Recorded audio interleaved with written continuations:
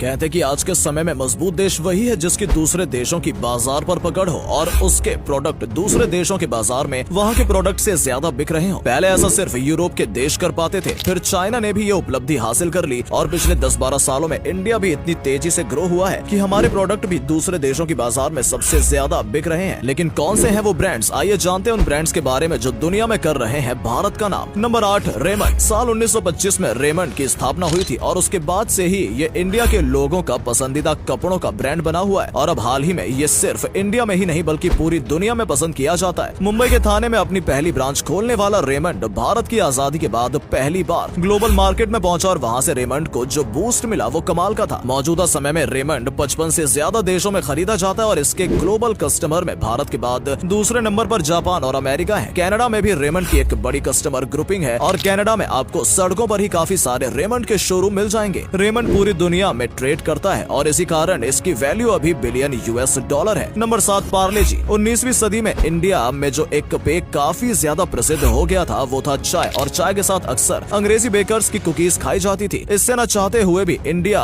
का पैसा ब्रिटेन जा रहा था जिसका सोल्यूशन निकाला मोहनलाल दयाल नाम के व्यक्ति ने, जिसने इंडिया में ही ब्रिटिश कुकीज जैसे बिस्किट बनाने शुरू कर दिए जो कि भारतीय लोग चाय के साथ खा सकते थे। ये बिस्किट काफी सस्ते होते थे और खास तौर पर इंडियंस के लिए बनाए जाते थे। धीरे धीरे ये इतने फेमस हो गए कि बिस्किट का मतलब ही पार्ले-जी बन गया। आज के समय में पार्ले-जी सिर्फ इंडिया में ही नहीं बल्कि पूरी दुनिया में काफी ज्यादा पसंद किया जाता है। आप अफ्रीकी देशों और ऑस्ट्रेलियाई देशों में पार्ले-जी के पोस्टर्स देख सकते हैं और इन पोस्टर्स में आपको शक्तिमान भी नजर आ जाएगा जो कि पार्ले-जी का ब्रांड एम्बेसडर हुआ करता था। पार्ले-जी की सेल्स का एक बड़ा हिस्सा ग्लोबल मार्केट से आता है और ये प्रतिशत धीरे धीरे बढ़ ही रहा है। Number 6, MDH। मसालों के लिए भारत पूरी दुनिया में फेमस रहा है और मसालों के लिए ही अंग्रेज भारत पर कब्जा करने चले आए थे, लेकिन अब भारत के ये मसाले दुनिया भर की रसोइयों में कब्जा कर रहे हैं और इन्हें वहाँ पहुँचाने का जिम्मा लिया है MDH ने। MDH यानी कि महाशय दी हट्टी नाम का ये मसाला ब्रांड भारत में तो काफी प्रसिद्ध है ही, लेकिन इसकी सेल भारत के बाहर भी काफी ज्यादा होती है। आज के समय MDH की वैल्यू बिलियन $। की है और इसे यूरोप और अमेरिका के अलग अलग देशों में सबसे ज्यादा सेल्स मिलती है। कनाडा में तो ये इतना प्रसिद्ध है जैसे ये वहीं का प्रोडक्ट हो। MDH के 150 से ज्यादा प्रोडक्ट हैं जो कि इन देशों में खरीदे जाते हैं, जिसमें सबसे ज्यादा प्रसिद्ध है MDH का मीट मसाला और साबुत गर्म मसाला। नंबर 5, हल्दीराम। हल्दीराम ने वो कर दिखाया जो कि कोई सोच भी नहीं सकता था। एक टाइम था जब भारत में केवल बाहरी स्नैक्स का ही जलवा था और हम लोग भारतीय स्नैक्स जैसे नमकीन और पापड़ को पीछे छोड़ते जा रहे थे। ऐसे में हल्दीराम कंपनी ने अपने ऐसे प्रोडक्ट्स बनाए जिसकी क्वालिटी हाई लेवल की थी और जो कि स्वाद में भी बेहतरीन थे और वो इतने सस्ते थे कि गरीब से गरीब इंसान उनका पैकेट खरीद सके। इसी लाइन पर हल्दीराम की ग्रोथ शुरू हुई और हल्दीराम जल्दी इंडिया की सबसे बड़ी स्नैक कंपनी बन गई। लेकिन हल्दीराम की ग्रोथ यही नहीं रुकी, उन्होंने अपने आप को ग्लोबल बनाया ताकि सप्लाई और प्रोडक्शन में दिक्कत ना हो, इसलिए उन्होंने फ्रेंच ब्रेकर्स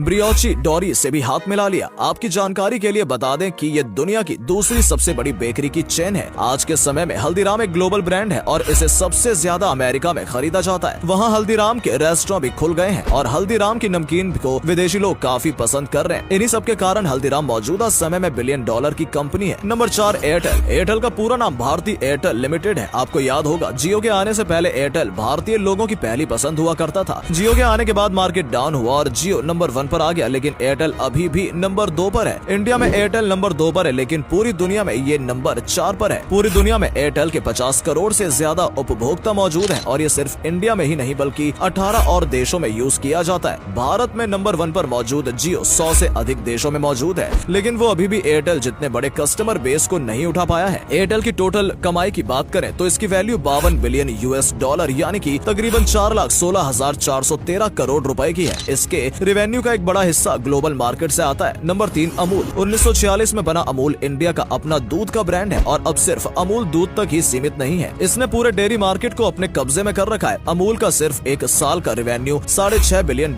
का है और सबसे अच्छी बात यह है कि ये रेवेन्यू सिर्फ इंडिया से नहीं आया बल्कि ये रेवेन्यू पूरी दुनिया से अमूल के पास आता है। दुनिया में सिर्फ रूस, चीन और यूरोपीय देश ही ऐसे स्थान हैं जहां पर अमूल की सप्लाई नहीं होती, लेकिन इसके अलावा अमूल अफ्रीकी देशों में, मिडिल ईस्ट के सभी बड़े देशों में, इंडिया के सारे पड़ोसी देशों में, कनाडा में, अमेरिका में, हर जगह नजर आ जाएगा। गुजरात के लोगों द्वारा बनाई गई ये कंपनी पूरी दुनिया पर राज कर रही है और आने वाले समय में हम अमूल को और भी ज्यादा ग्रो करते हुए देख सकते हैं। Number 2, MRF। MRF का नाम तो आप सभी ने सुना ही होगा। टायर बनाने वाली इस कंपनी का नाम या तो हम क्रिकेट देखकर सुनते आते हैं या फिर तब जब हमें अपनी गाड़ी के टायर निकलवाने हो। लेकिन क्या आपको पता है MRF का नाम सिर्फ भारत में ही नहीं पूरी दुनिया में लिया जाता है। MRF की शुरुआत चेन्नई से हुई थी और वहीं इसका नाम मद्रास रबर फैक्ट्री यानी कि MRF रखा गया था। अभी के समय MRF की वैल्यू 2 बिलियन से भी ज्यादा है। पूरी दुनिया में MRF की सप्लाई होती है, जिसमें प्रमुख देश ऑस्ट्रेलिया, अमेरिका और अफ्रीका महाद्वीप में मौजूद हैं। अगर आप विदेशों में जाएं तो आपको अलग अलग गाड़ियों में MRF के टायर नजर आ जाएंगे। Number 1, Tata Motors. चाहे आप दुबई की सड़कों पर निकल जाएं या आप ऑस्ट्रेलिया की सड़कों पर हो, आपको एक चीज जो हैरान कर देगी वो है टाटा की गाड़ियाँ। टाटा की गाड़ियों को दुनिया के लगभग हर कोने में काफी पसंद किया जाता है। मिडिल ईस्ट के देशों और अफ्रीका के देशों में वो लोग टाटा पर बहुत ही ज्यादा भरोसा करते हैं। इसका सबसे बड़ा कारण है टाटा के ब्रांड से लोगों का सुरक्षा महसूस करना। जब से टाटा समूह ने जैगुआर को अपने अधिकार में लिया है, तब से टाटा मोटर्स का नाम और भी तेजी से फैला है।